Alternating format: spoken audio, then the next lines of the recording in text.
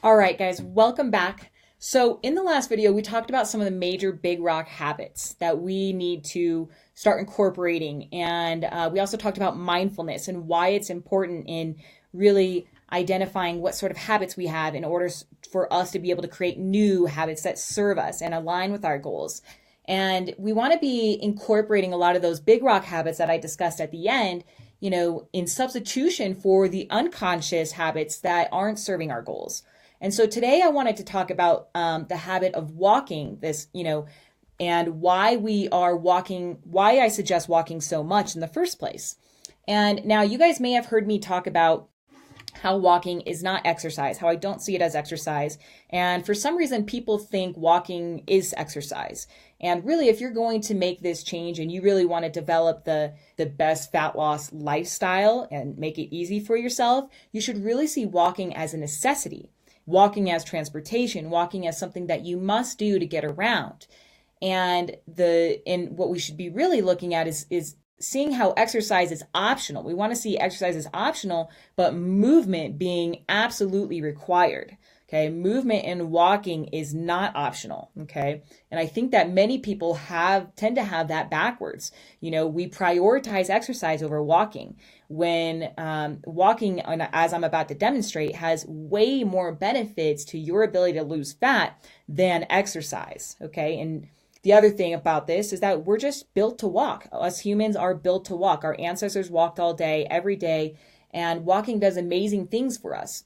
And I'm not talking here about power walking because that would be exercise, but it's because it's intentional. What I'm talking about is not the aerobic type of walking, but just leisure walking. Okay, slow leisure walking. For those of you who are familiar with treadmills, this is going to be, for the average person, about like a speed of maybe 2.5 to 3.5 miles per hour, and then for people who aren't really using treadmills, it's just going to be like a walk in the park, or like, walking your dog, or walking and smelling the roses, walking and sipping on coffee at the same time. Okay. So walking is absolutely critical. Now, this is where it lies in the pyramid. Okay, so in my 4M fat loss pyramid, what I think that is most important, you've seen this picture before, but mindfulness is at the bottom, which we talked about in our last video. Movement is next, which is what we're talking about now, and then meals and metabolics. So again, most people are putting their priority on diet and exercise when mindset and movement are going to be where you get the biggest bang for your buck, and it sets yourself up for the ability for the diet and exercise to work. Okay. All right. So let's talk numbers. All right. So why is walking important? I've got a graph here showing the different percentage of your TDEE, which stands for your total daily energy expenditure. So basically what that means, it just means how many calories are you burning throughout the day. Okay. And so what determines how many calories you burn? Okay, so your metabolism is made up of 4 major contributors. You've got your BMR, which stands for basal metabolic rate. You've got NEAT, which stands for non-exercise activity thermogenesis, which it just means movement, just walking, fidgeting, standing, basic movement, non-exercise stuff. Then you have TEF, which means thermic effect of food, which is the energy that you burn while eating food. And then you have EAT, which is exercise activity thermogenesis, which is the calories that you burn during exercise. Okay, so you can kind of look at this like a pyramid. All right, so BMR is really unchangeable, basal metabolic rate, because it really has to do with your genetics, and there's not much you can do to change that number. Okay, you can put on a little bit of muscle mass, but still it's like you have to be moving in order to be burning more calories. So you need to be contracting those muscles, even if you had more muscle, you have to be moving to be burning those calories. So BMR is really unchangeable, and it makes up 70%, a whopping 70% of your metabolism that you can't really change. All right. So that's out of your hands. So you may as well really just take that out. Okay. Then the next biggest contributor is NEAT. So, and that's going to make up about 15 to 20% of the calories you burn. And this is where walking falls into this category, all right? Along with things like cooking, cleaning, fidgeting, standing, just general movement. That is what NEAT is. And then TEF and EAT are the smallest contributors, having about 5 to 10% impact on your metabolism, okay? So this graph alone, just by looking at it right away, should tell you right off the bat that you want to be taking advantage of NEAT, as it makes up double the amount that exercise and TEF, as far as calories burned. But isn't it funny that everyone seems to be focusing on exercise and food again? Okay, so now let's talk about other factors that makes walking so valuable. So we just talked about how it has the biggest impact on the calories that you burn, but the thing is, the reason why I have my clients walking so much, again, is not for the calories burned. It's not to burn calories, but rather for the hormonal signals that it sends to your body. And there are two major things that walking does to improve your ability to burn fat. Number one, it lowers cortisol levels. Remember that a body that is stressed is a body that does not burn fat. Walking lowers stress. Walking takes stress off the system, especially if it's done as a mindful walk, and especially if it's done in nature, where you're not stressing about the past or the future, but really just focusing on being 100% present.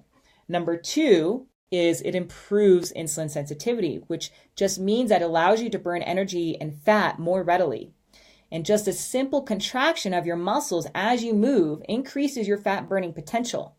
So this is why diabetics are less diabetic after they go for a nice long walk. And, the more muscle that you have here, the more contraction of those muscles, the more fat burning potential you will have. So that's why it's valuable to also have muscle, okay? And one of the reasons. And then the third thing here is that walking is typically incompatible with eating, okay, just like sleeping. So you're usually not going to be eating while you're walking. And then the fourth thing here, actually, which I don't think I did put it on there, is that it doesn't speed up hunger. So you could really walk all day long and not have a kick up in hunger. Whereas if you exercise, even just for an hour, you're going to kick up your hunger, which is going to make it very difficult for you to create that caloric deficit. Okay. So let's just compare really quickly the difference between movement and then exercise. Okay. So movement is daily living activities, like just things that you do. It's just life. Like it's just moving, standing, cooking, cleaning, showering, fidgeting, stuff like that. It lowers cortisol. I mean, when you're actually in a good mindful state too, because you can obviously be running around like crazy and be stressed out. But if you do it in a mindful manner, it's very stress suppressing. It lowers stress. It has a very low minimal impact on hunger. Like I say, you can walk for hours a day and have a very low impact on hunger, and it keeps you insulin sensitive. Okay. Exercise, on the other hand, the way this is different is that it is a structured exercise. It's very intentional. You're intentional about burning calories. And because of the increase in heart rate, it has a negative stress response in the body. Understand that exercise is good. I'm not saying exercise is not good. I'm just saying that if you do too much of it, you are racking up a ton of stress in the body and you are raising cortisol nonstop, especially if you're not balancing that out with enough movement, just low impact, stress reducing movement.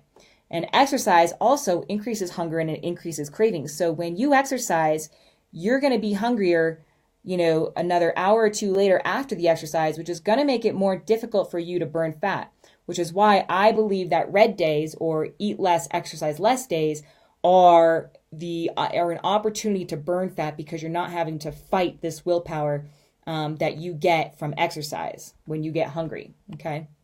So again, why move more? Number one, it's the most changeable part of the metabolism. Number two, it lowers cortisol levels, okay, which is going to decrease your hunger and your cravings. And then number three is that it increases your insulin sensitivity, meaning your ability to burn fat. Okay.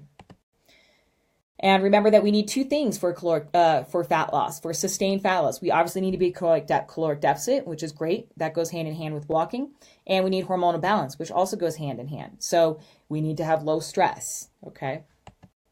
Because effective cortisol, you can look here. These are the effects of stress. When you have high cortisol, your metabolic rate will be kicked up temporarily, but then after that, it starts to decline with repetitive stress day after day after day. But like after a workout, your metabolic rate will kick up. But if there's not enough recovery, it will eventually decline. And this leads to a lot of thyroid issues and adrenal issues and stuff like that. Digestion slows down when you're stressed out. This is why you get like, you can't digest food. You get really bloated often. And your immune system is low. You burn up more muscle, and your sleep quality goes down. Whereas when you have low stress levels, when you're in this relaxed state, your digestion improves, and it says your metabolic rate goes down, but it's much compared to your hunger or your desire to eat. It's much easier to create a caloric deficit. Your immune system is increased. You have a better ability to build muscle and burn fat, and you sleep better. Okay. So how much walking? So we're looking at 10,000 steps for someone, walking, or per day. And that's, at about 3,000 or 3 miles per hour on a treadmill. It's really going to be about, I don't know, maybe 5 miles for somebody. So it's going to be about an hour to an hour and a half of walking. And so if you're going to get the 30,000 to, 10,000 steps in per day, it's probably going to be, about, between it's around 75 minutes a day of like a nice kind of smooth, constant walk. Okay. And if you went to about 2 hours a day, the average person, that's probably going to be around 80 to 85,000 steps per week, which is going to be probably closer to 15,000 steps per day. Okay. So if you're going to do maybe 30 minutes per day, that's going to be on the low end. And that's going to be like, 30 step range per week. And then you're going to need to have activity on top of that, right? So the best way to do this is to just plan when you're going to go for a walk and how long you're going to go walk for. And it's probably going to work best if you can use some type of tracking, right? You can use a step counter, or you can just use a clock, just to time how long you go. Or if you just have a route that is like an hour or 30 minutes to an hour, that's the way that I like to do it. That way, because I just kind of want to get away from technology and obsessing over it. I just want to walk and be completely present. Okay. Oh, all right. And so I just want to touch real quick. They did this really cool study where they took a group of men, 15 men, overweight men, on a 4-day sort of walking retreat where they fed them very low calories, and they just had them walk all day, not doing really anything else. And they did 8 to 9 hours of walking per day, and their heck was in check the entire time. And what was really interesting is that most diets, when people go on diets, they gain the weight back. But in this case, in this study, they found that, they lost 9 pounds, or they lost 11 pounds. 4 weeks later, they were still down 9 pounds. And 1 year later, they were still down 7 pounds. So it definitely had some type of an impact on, their kind of reset, their ability to move all day long and keep that up and manage hunger and cravings by doing this. Versus most studies, what most diets do is they lead you to weight regain. Okay. And so this was really a profound study to show how beneficial that walking is. So quick overview, remember that NEAT versus EAT. Okay. So movement versus exercise, the percentage of, impact on the metabolism, it's 20% versus 10% ish. Exercise speeds up hunger, so that's why movement can be a lot more beneficial, especially when you have low motivation. Exercise raises cortisol, movement lowers cortisol, especially when done in a mindful manner. Low cortisol, low stress gives you the ability to burn fat, okay? And ELEL is a very easy way to burn fat, again, like without compensation, without getting hungry, so you're not having to use that willpower. And then the goal is just 10,000 steps per day or 60 to 90 minutes of mindful walking, preferably in green settings. All right, guys, that's it for today.